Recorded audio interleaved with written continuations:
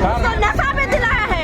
हरिजन समाज का करने वाला चीज तो अत्याचार हुआ है। उनके साथ अंत तक जो था उनसे इंक्वायरी करें। मेरे भाई को अंशु 4:30 बजे फोन करके लेके गया है अपने साथ।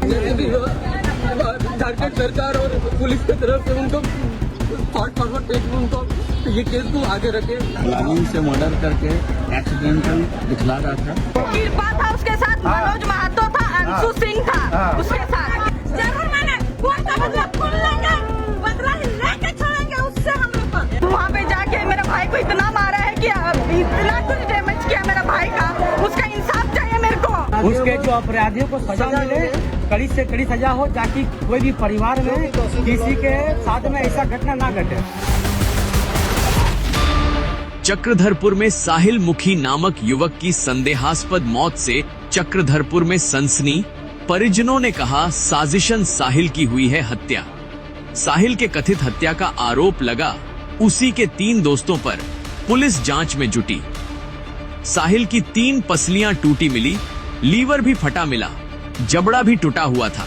शरीर में कई अंदरूनी गंभीर चोट से परिजन हैरान।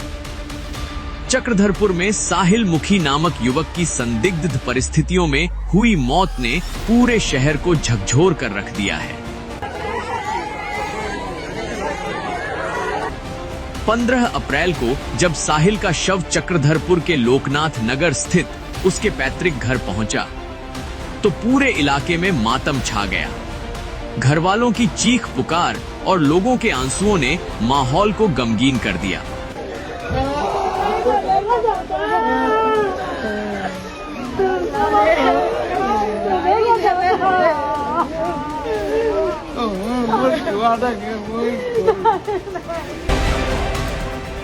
हर कोई इस घटना से स्तब्ध है और साहिल मुखी को न्याय की मांग कर रहा है।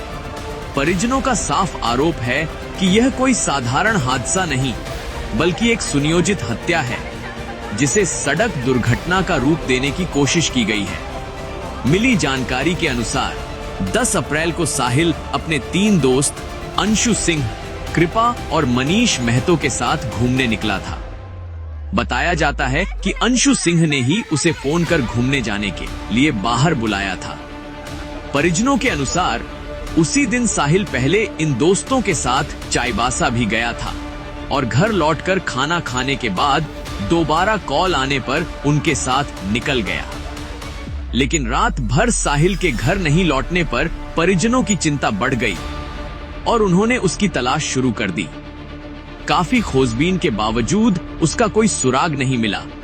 इसी बीच देर रात 11 अप्रैल को करीब 2:30 बजे सूचना मिली कि साहिल गंभीर हालत में चक्रधरपुर अनुमंडल अस्पताल में भर्ती है। अस्पताल पहुंचने पर परिजनों के पैरों तले जमीन खिसक गई। साहिल बुरी तरह घायल था।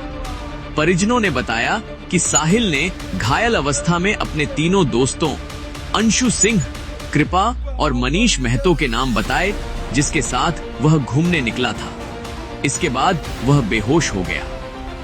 हालत लगातार बिगड़ती देख परिजन पहले उसे रेलवे अस्पताल ले गए, फिर टाटा टेल्को अस्पताल रेफर किया गया।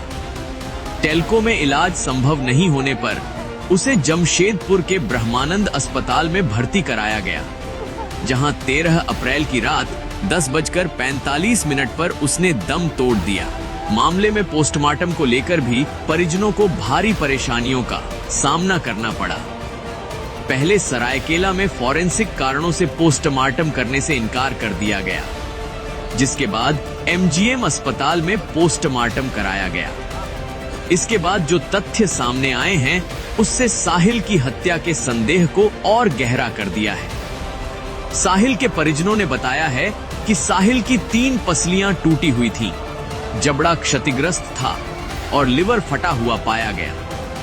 शरीर के अंदरूनी हिस्सों में गंभीर चोटों के निशान मिले हैं, जो यह संकेत देते हैं कि उसके साथ बेरहमी से मारपीट की गई थी। परिजनों का आरोप है कि साहिल को बुरी तरह पीटने के बाद हमलावरों ने उसे मृत समझकर सड़क किनारे फेंक दिया, ताकि मामला सड़क हादसा लगे और सच्चाई छुपाई जा सके। इस घटना के बाद पूरे इलाके में आक्रोश का माहौल है।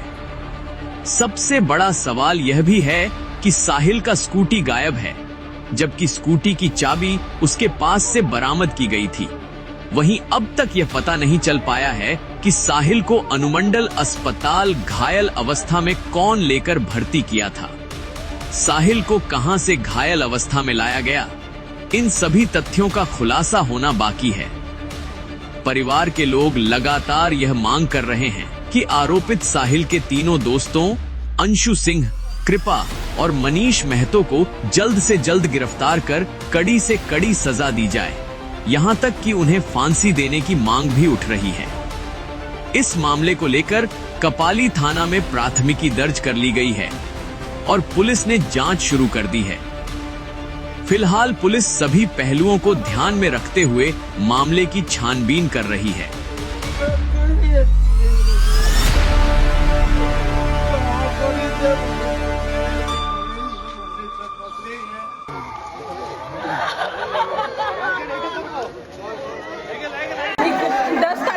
भाई को अंशु 4:30 बजे फोन करके लेके गया है अपने साथ, और वहाँ पे जाके मेरा भाई को इतना मारा है कि इतना कुछ डैमेज किया मेरा भाई का।